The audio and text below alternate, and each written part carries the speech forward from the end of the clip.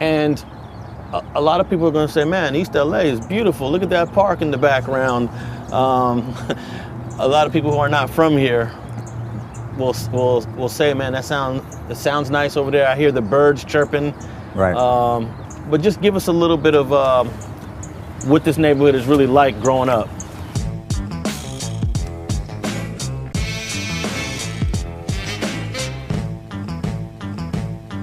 Growing up, it is a beautiful neighborhood. To this day, it's beautiful. You hear the birds. You see families walking around. But like any other place, it has its dark days, or you could say dark people. Whether they're from neighborhoods or not, you really got to be careful what you're walking into. And for anybody growing up, like young guys that are from tagging crews or from other barrios, don't ever underestimate your enemy. Or don't ever underestimate, even if they're not your enemy, don't ever underestimate a barrio and its potential to harm you or do damage. Know what you're walking into, know where you're going, and never disrespect anybody, because anybody could be pushed to that limit. So even though things may look all nice and fancy right here, there could be 100 guys show up right now, or at any point, at any time, wherever you're at, whether it's at a gas station, supermarket, and push that issue with you. A lot of people, when it comes to the Maravillas, they always ask, are they Sureños or not Sureños? It seems a little confusing for some people. Can you just clear that up? So the difference between us is we never put the 13 on us. We're just, we're Southerners. I mean, there's no denying that. When it comes to being busted, we ride with our people. We always have. Even when we did have the green light and homies, went upstate, we were riding with the raza, our people. So, as far as that, we don't have that 13, and, how could I put it? We always just been Maravilla. That's what we represent. We don't represent nothing else, and that's it. We're from Maravilla. Okay. And you mentioned the indigenous language of was it the Aztecs or the Mayans? Both of them. Both of them. Mm-hmm. You said it was connected to an old Hebrew. Ancient Paleo-Hebrew. So does that mean that language that was indigenous to what Mexico and Central America is today was a Semitic language? Yeah, so what the schools teach you is an indoctrination. You get inducted into this indoctrination of what they want to call you, or what they tell you that you are. So, for instance, our people get called Hispanic, right? So Hispanic, not knowing what that term means, we call each other Hispanics, but that was under the Spaniard captivity. When the Spaniards came in 1492 and, raped, robbed, and pillaged, the people of Mexico, how they knew you were under that captivity was by calling you an Hispanic, how you belonged to a family of a Spaniard that took you worked on their plantation, you were given their last name, like my last name, Ayala. That comes from whatever captivity my family got taken into, and maybe we have to work on fields, whether it was picking, tobacco, or whatever that family had us doing. That's what we did. Now Latino is different. Latino is under the Grecian captivity.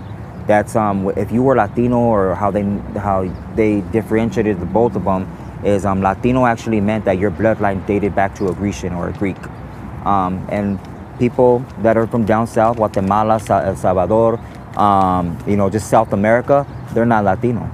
Their dads aren't Greek. We're still of this brown race.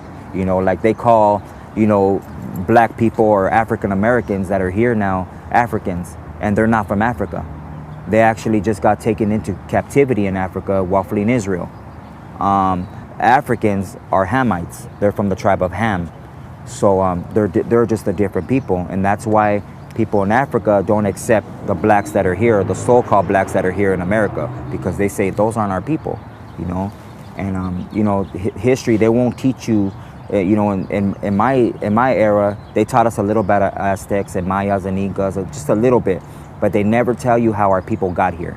They'll never tell you. We came from somewhere. They'll never tell you, how we read the stars. We used a thing called cenotes, which were these ponds, reflection ponds, to read the stars. While Columbus was looking up at the stars, trying to read them, trying to find these holy people that were that had a blessed land that was promised to them, full of riches and rich soil and all this and that. He was looking up at the stars, and he didn't know how to use the geometry using the reflection ponds, and that's how we got here. Our real name is not Aztec, it's Issachar. That's our real name. They gave us the name Aztec because it means people of time, because we kept time in numbers. And so that's where that came from. So it's really important to know your history, you know? Now, are any of your tattoos reflective of that ancient culture? Yep. One of them is the high priest right here, which you would go to, you know, to seek wisdom, either medicine or sacrificing, stuff like that. You're talking about human sacrifice? Yeah. Which was pretty common in the 11th, 12th century? Yeah, and yeah. It was. A lot of people don't know why they would sacrifice, you know, for worshiping the sun, but most of it was young children for the benefits of the adrenalized blood. When they would drink the blood, and it was used as adrenochrome, and that's why you have a big indictment today with a lot of people that got busted, you know, for this stuff, and now they're finding out what they were doing. Like Ellen DeGeneres got busted, Tom Hanks, you got Obamas that got busted. You got Oprah Winfrey that got busted, and they're all part of this whole thing where it comes to adrenochrome and drinking that adrenalized blood and the benefits of keeping you youthful. When it comes to those human sacrifices that they did back in, let's say, the 11th, 12th, 13th century, would you say that was pretty brutal, looking at it in today's terms? Because it's murder, right? And someone is losing their life, but it was pretty common back then. How do you rationalize that? You know, ethically and morally? So I think morally and ethically, it's bad all around. I mean, who wants to die or say, hey, kill me, you know? But back then, you know, a lot of the kings would manipulate the people and say, if you want this blessing or whatever, offer up your firstborn or bring one of your child that's pure, and they would do that. And for those who want to get in touch with you, whether it's tattooing or they just want to holler at you, how do they find you online? So anybody can reach out to me on Instagram. It's a Marvelous Inc. _tattoos, or you could check me out on Facebook under Daniel Ayala, or just holler at one of the homies, and they know where to find me. I'm right here in the hood, born and raised, and always will be.